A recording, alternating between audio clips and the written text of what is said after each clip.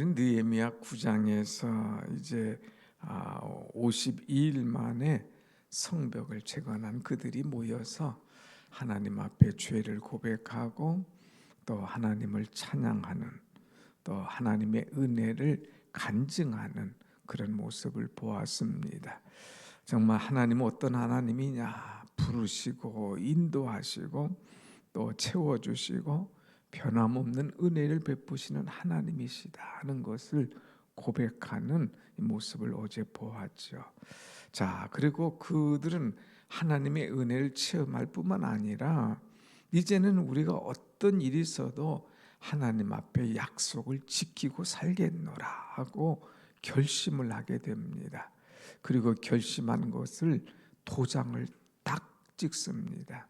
그래서 오늘 보면 임봉하는 그랬어요. 오늘 한번 1절 말씀 보겠습니다. 1절 시작. 그 임봉한 자는 하가랴의 아들 총독 느헤미야와 시드기야면서 시작을 하는 거예요. 하나님의 약속, 하나님의 말씀은 내가 반드시 실천하겠다 하고 도장을 딱 짓습니다. 여러분이 어떤 계약을 할 때에 어떤 중요 문서에다가 도장을 찍지 않습니까? 도장을 찍는다는 것은 나는 반드시 약속을 지키겠다 이거예요. 이 약속대로 실천하겠다 이거예요. 그래서 여기 도장을 찍은 사람, 임봉한 사람이 84명의 명단이 나오게 됩니다. 자, 그래서 하나님과의 약속, 언약을 이제 맺었다고 하는 것이죠. 구약 시대에는 하나님과 약속, 언약할 때는요, 짐승을 잡습니다. 짐승을 잡아가지고 반으로 딱 쪼개요. 반으로 두 조각을 쪼개면 그냥 이쪽 벌어지지 않아요? 막 그 후에 그냥 피가 그대로 많이 나오지 않겠어요? 근데 두 사람이 손을 잡고 이쪽 갈라진 짐승 위로 걸어갑니다. 이것은 무슨 말이냐? 내가 무슨 일이 있어도 이 약속을 꼭 지키겠다고 하는 거예요. 내가 이 약속을 지키지 않으면 이 짐승처럼 쪼개져도 나는 좋다. 나는 하늘이 두 쪽 나도 이 약속만큼 분명히 지키겠다. 뭐 이런 철저한 약속, 언약을 할 때에 이런 행사를 하게 되는 것이죠.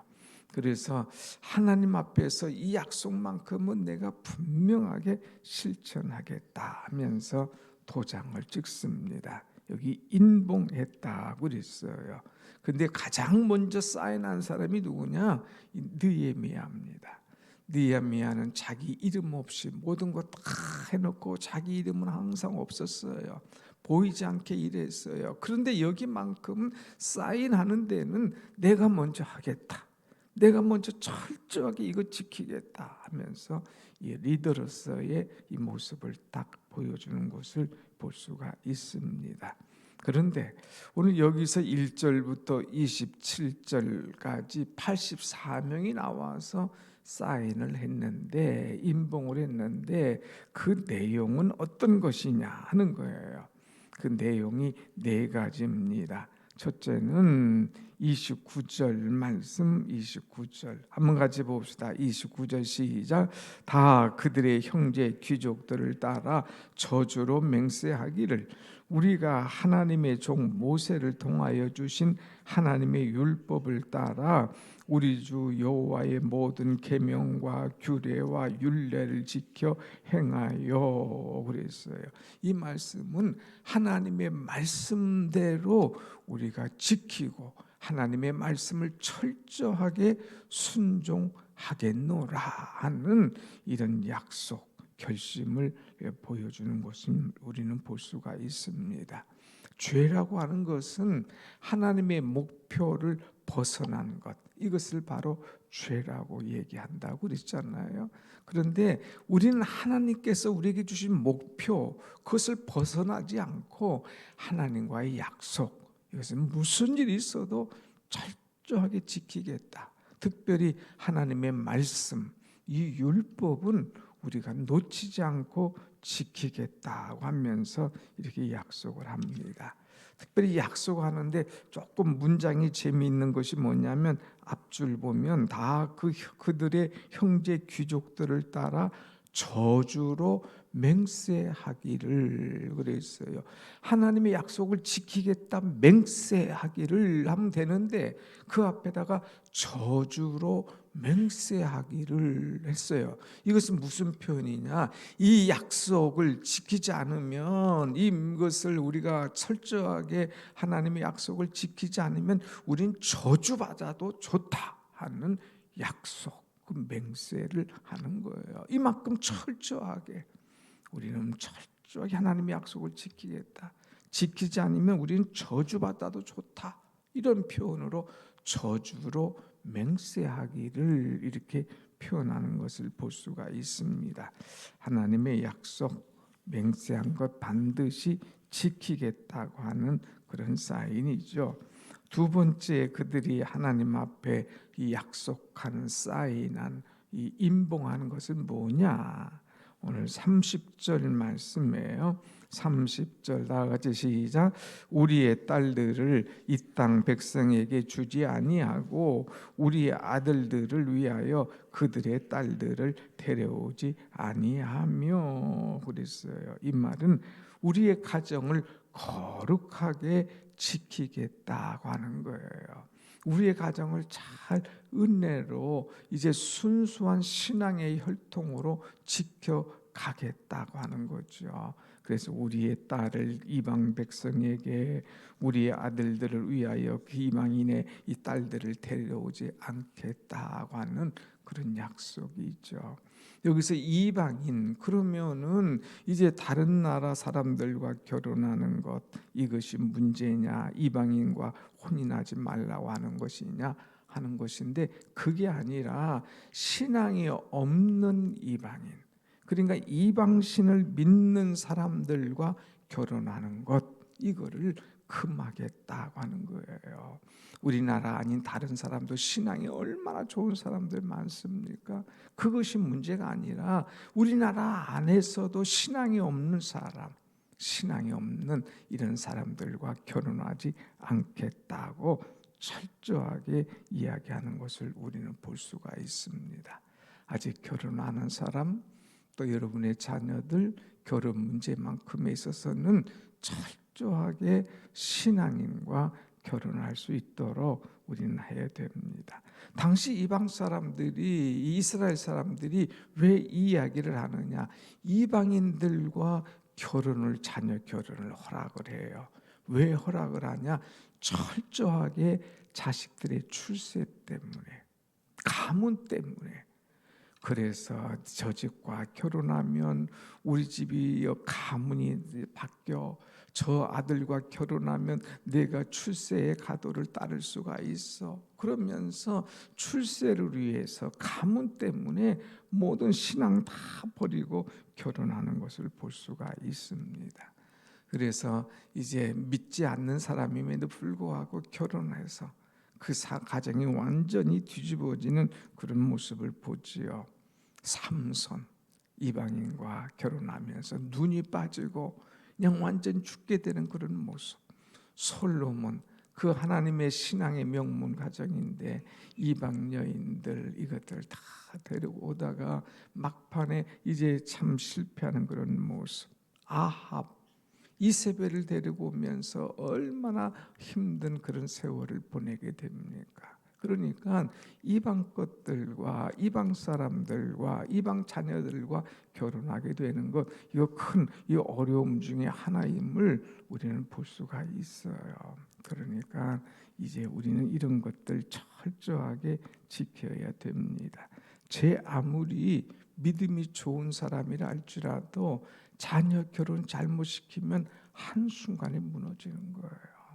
조금 부족해도 신앙이 있는 가정과 결혼할 때에 그 자녀의 신앙을 볼 때에 하나님께서 책임져 주시는 것을 우리는 볼 수가 있습니다. 우리는 그냥 표현, 또 사람들과 이제 관계, 또 결혼하면 우리 아이들 뭐 잘 될 것, 이런 것 때문에 함부로 했다가는 모든 것을 놓치는 그런 모습을 보면서 나는 하나님의 뜻을 이루는 거룩한 가정을 이루겠다. 신앙의 명문 가정을 이루겠다고 하는 단단한 결심이 우리에게 있어야 되고 우리 자녀들 속에 있어야 됩니다. 그래야 흔들리지 않는 거예요. 잠시 눈앞에 것 보고 그것에 욕심내다가 큰 것들을 놓치는 것들을 우리는 많이 봅니다. 철저하게 신앙의 가정을 이룰 수 있도록 결혼시키는 것이 중요하죠. 그 다음에 세 번째 이들이 결심한 것이 뭐냐? 31절 말씀, 31절 같이 한번 봅시다. 시작. 혹시 이 땅 백성이 안식일에 물품이나 온갖 곡물을 가져다가 팔려고 할지라도 우리가 안식일이나 성일에는 그들에게서 사지 않겠고 일곱째 해마다 땅을 쉬게 하고 모든 빛을 탕감하리라 하였고 그랬어요. 이 말씀 무슨 말이냐? 주일 안식일을 철저하게 지키겠다고 하는 신앙을 약속하는 거예요. 그래서 느헤미야가 모든 것을 해놓고 내가 떠나도 너희들 이제 철저하게 하나님 말씀대로 살아. 무슨 일 있어도 이제 결혼은 신앙인 가정과 해야 돼. 그리고 철저하게 주일을 지켜, 안식일을 지켜. 그러면서 이렇게 지키기로 도장을 탁 짓는 거예요. 우린 지난 주간에 일어나 베델로 올라가라. 왜 올라갑니까? 거기서 제단을 쌓기 위해서 올라가라. 이 제단의 약속, 예배의 약속을 이제 우리는 했지 않습니까? 이제 하나님은 철저하게 우리의 하나님 아버지셔요. 그 하나님 앞에 나와 예배하는 것, 이것이 우리의 삶의 목적이 되어야 되는 거예요. 그래서 예배 생활에 성공하면 우리 인생이 성공한다고 하지 않습니까? 여러분, 이 새벽을 깨워 지키듯이 무슨 일이 있어도 우린 주의를 지키겠다. 철저하게 그것도 지키겠다. 하나님을 만나는 일, 하나님을 예배하는 일에 최우선 1번을 두겠다고 결심할 수 있는 그런 사람. 이것은 하나님께 관심 갖겠다. 하나님께 시선을 집중하겠다고 하는 거예요. 내가 하나님 앞에 시선을 집중하고 하나님의 나를 우선순위로 지키면 하나님께서 그 사람을 우선순위로 책임져 주신다는 거예요. 그러니까 철저하게 주의를 지키는 것. 심지어는 이들은요, 안식일을 지킬 뿐만 아니라 안식년도 지켰어요. 안식년. 안식년은 어떤 거예요? 일곱째 해마다 땅을 쉬게 하고 그랬어요. 6년간 이제 땅을 이제 농사를 지었잖아요. 그럼 7년째 되는 해는 안식년으로 그 땅에 곡식을 심지 않았어요. 심지 않으니까 거둘 것이 없지 않습니까? 그렇게 아이고 1년간 이 땅에 농사를 짓지 않으면 우리는 못 먹고 살아 걱정할 수 있잖아요. 그런데 아니에요. 하나님은 그렇게 마음 먹고 결심하고 하나님의 뜻대로 살기로 작심한 사람들에게 레위기에서 보면 6년째 되는 해에 3배의 결실을 주신다는 거예요. 3배의 결실. 그러니까 그 다음 해에 이 땅에서 농사하지 않아도 걱정 없도록 하나님 책임져 주시는 거예요. 책임져 주시는 거. 그러니까 내가 주일날 가서 일하고 농사짓지 않아도 하나님께서 육신에도 책임져 줄 뿐만 아니라 영적으로 하나님을 믿고 신뢰하고 이제 결심한 자들에게 3배의 축복을, 그래서 편안히 쉴 수 있도록 하나님 은혜 주시는 것, 이것이 얼마나 귀합니까? 그러니까 이제 주의를 지킨다는 것은 하나님께 내 인생을 맡긴다, 하나님께서 책임져 주신다는 확신 속에서 이 일을 할 수가 있다고 하는 것이죠. 그래서 사업하는 분도, 장사하는 분도, 심지어는 운동 경기하는 사람도 주일날만큼은 내가 시합을 뛰지 않겠노라 이렇게 결심할 정도로. 그런데 하나님께서 책임져 주신다는 거, 책임져 주신다. 그러니까 철저하게 주의를 지키는 그들의 믿음, 이것이 얼마나 중요한가 하는 것을 보여주고 있죠. 그 다음에 그들이 네 번째로 결심한 것이 있는데 그것이 뭐냐? 11조예요. 11조. 오늘 여러분 37절 보겠습니다. 37절 다 같이 시작. 또 처음 익은 미레가루와 거제물과 각종 과목의 열매와 새 포도주와 기름을 제사장들에게로 가져다가 우리 하나님의 전에 여러 방에 두고 또 우리 산물의 11조를 레위 사람들에게 주리라 하였나니 이 레위 사람들은 우리의 모든 성읍에서 산물의 11조를 받는 자들이며 그랬어요. 하나님 앞에 우리가 철저하게 11조를 드리겠노라 하는 결심을 딱 하는 것을 보게 됩니다. 11조. 이것은 뭐예요? 내 것이 아니라 하나님의 것이라는 거예요. 하나님을 인정하는 것, 이것이 바로 11조라고 하는 것입니다. 철저하게 이것은 내 것이 아니라 하나님의 것입니다. 그래서 하나님을 인정하는 것.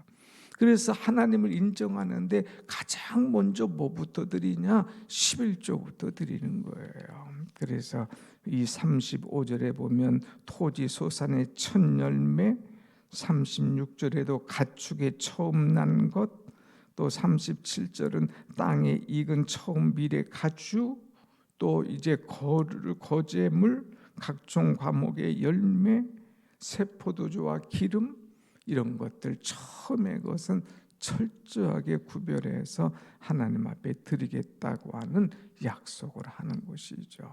우리는 11조를 드리겠다고 하나님 앞에 서약하는 이들의 모습. 느헤미야가 얼마나 중요하기에 네 가지 약속 중에 11조를 넣겠습니까?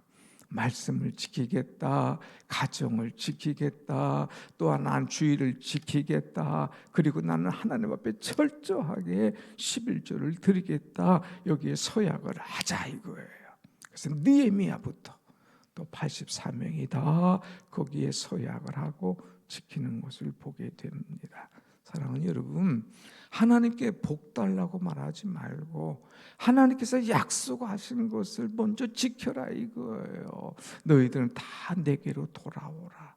하나님께 돌아오는 것이 뭐예요? 그 비결이 10의 1조를 드려라. 그래서 말라기 3장 9절 말씀부터 쭉 보면 10의 1조 나오지 않습니까? 너희는 내게 10의 1조를 드려보고 나를 시험하여 보라. 하늘 문을 열고 복을 주지 않는가 나를 시험해봐라 그랬어요. 또 11조를 들은 자에게는 황충을 금한다. 손해나는 일이 없게 할 것이다 이거예요. 또 11조를 드린 자들에는 이방 사람들이 올 때에 참 저들은 이제 땅이 아름답고 어떻게 저렇게 뭐 하는 모든 것이 잘 되나 부러워할 정도로 하나님께서 책임져 주실 것이다 하는 말씀이죠. 사랑하는 여러분, 올해 2026년 올해 우리도 이 네 가지 하나님 앞에 약속을 해봅시다. 철저하게 나는 하나님 말씀 지키고 순종하며 살겠노라. 말씀대로 살겠노라. 나는 철저하게 우리의 가정을 거룩한 가정으로 지키겠노라. 무슨 일이 있어도 나는 주의를 지키겠노라. 그리고 하나님 앞에 철저하게 10의 1조 드려서 하나님께서 책임져 주시는 그런 축복의 삶을 살겠노라 하고 결심할 때에 하나님의 은혜가 우리 가운데 항상 임할 줄로 믿습니다. 아멘. 내 신앙의 바로메타는 바로 이 11조예요. 이것은 뭐냐? 이 세상의 주인 물질이 아니라 하나님이시다는 것을 고백하고 하나님 앞에 드리는 거예요. 뭐 신앙이 있다 해도 11조 안 드리는 분들은 사실 신앙이 없는 거예요. 하나님을 인정하는데 하나님이 모든 것을 주셨다는데 왜 11조를 안 드립니까? 그것은 하나님을 인정하지 않는 거예요. 믿음이 없는 거예요. 신앙의 바로메타가 깨진 겁니다. 여러분, 여행하는 사람은 꼭 이제 펌프 하다 보면 목이 마르잖아요. 그럼 펌프 밑에 가면 반으로 이 마중물이 있어요. 그 마중물을 붓고 펌프질하면 밑에서 쫙 끌어올리지 않습니까? 그럼 물을 먹고 나서 꼭 마중물을 또 떠서 놔요. 다음 사람을 위해서. 그 다음 사람은 아이고 목마른데 잘 됐네, 이거 홀짝 마시면 되나요? 아니에요. 이거를 확 부으면 또 밑에서 물을 확 끌어올리는 것 아닙니까? 하나님 앞에 10의 1조는 마중물이에요. 이거 내가 먹고 오늘 잘 살고 내가 이달 행복하게 살고 내가 이거 가지고 여행하고, 그게 아니라 내가 오늘 못 먹고 못 살고 여행 못해도 하나님 앞에 드리겠노라. 10의 1조를 철저하게 드릴 때에 하나님께서 그 밑에 모든 것들 펌프가 막 솟아나오도록 책임져 주시는 하나님을 경험할 수가 있습니다.